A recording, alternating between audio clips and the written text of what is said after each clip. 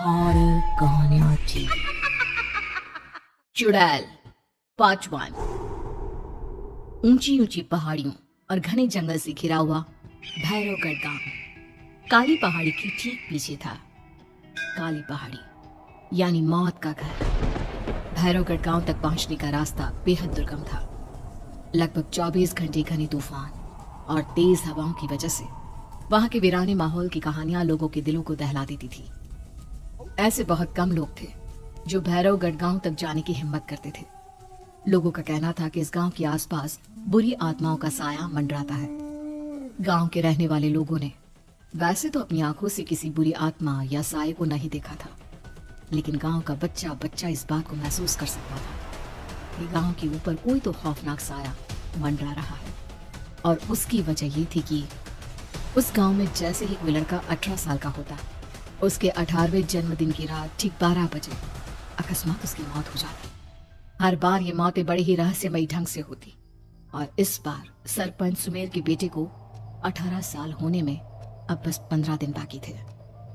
अजी सुनते हैं, हमारा बेटा भी कुछ दिन बाद 18 साल का हो जाएगा। कहीं वो डायन उसे भी खा गई तो? कैसी बातें कर रही हो?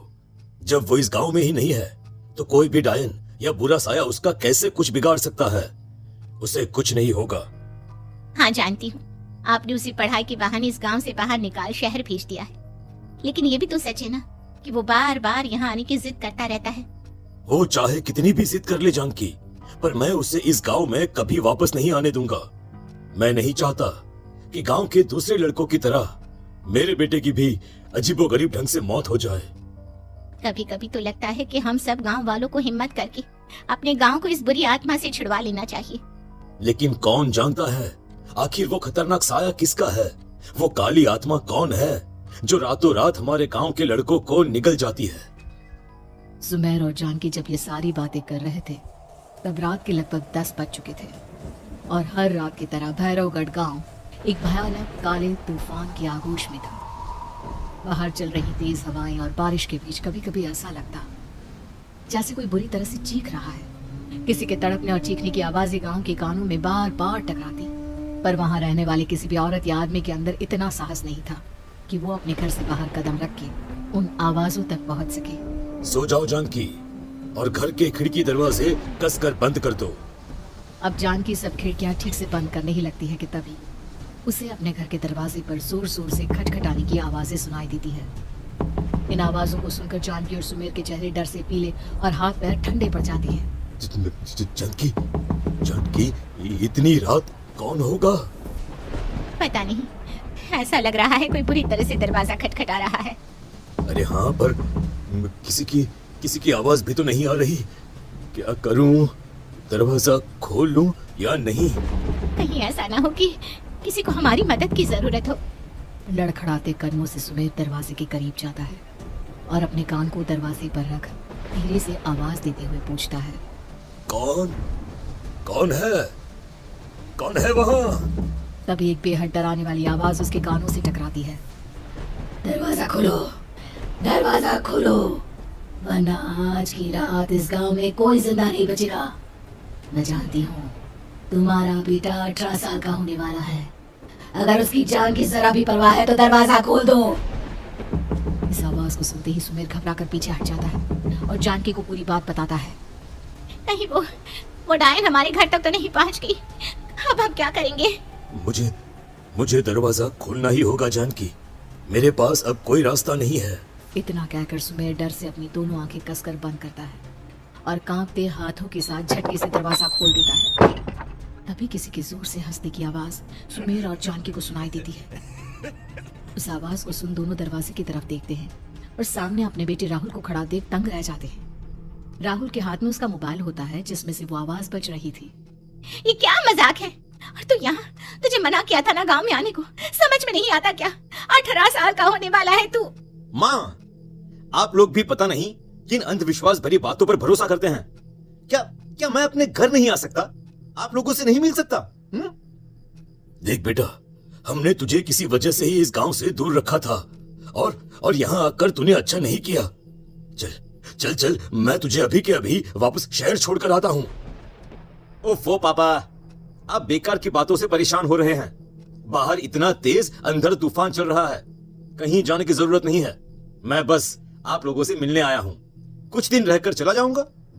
दिमाग खराब हो गया है इस लड़के का, नहीं जानता कि इस गांव में ये सुरक्षित नहीं है। किसने कहा था तुझे यहाँ आने को? ये आवाजें सुन, बाहर से जो आवाजें आ रही है तुझे सुनाई नहीं देती क्या?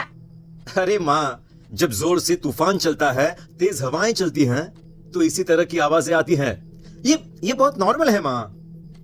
नॉर्मल होगी तेरे लिए बेटा, 4 दिन शहर में पढ़कर आया है तो अपने माँ बाप की बात नहीं मान सकता।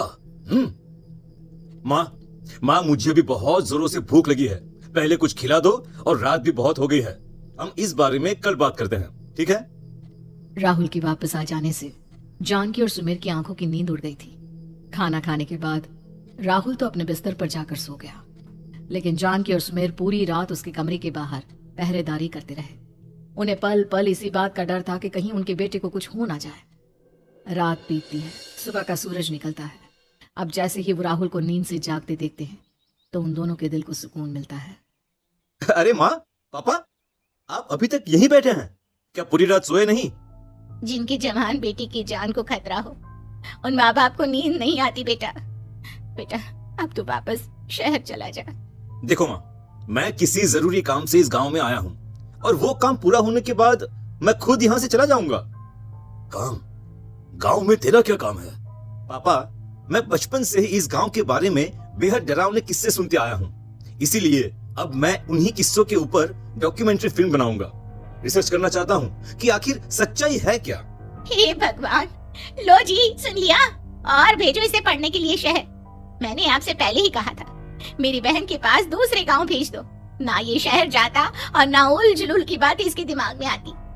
जानकी और सुमेर राहुल को समझाने की बहुत कोशिश करते हैं, पर वो किसी की बात नहीं सुनता और अपना कैमरा लेकर गांव की पास वाली काली पहाड़ी की तरफ निकल जाता है।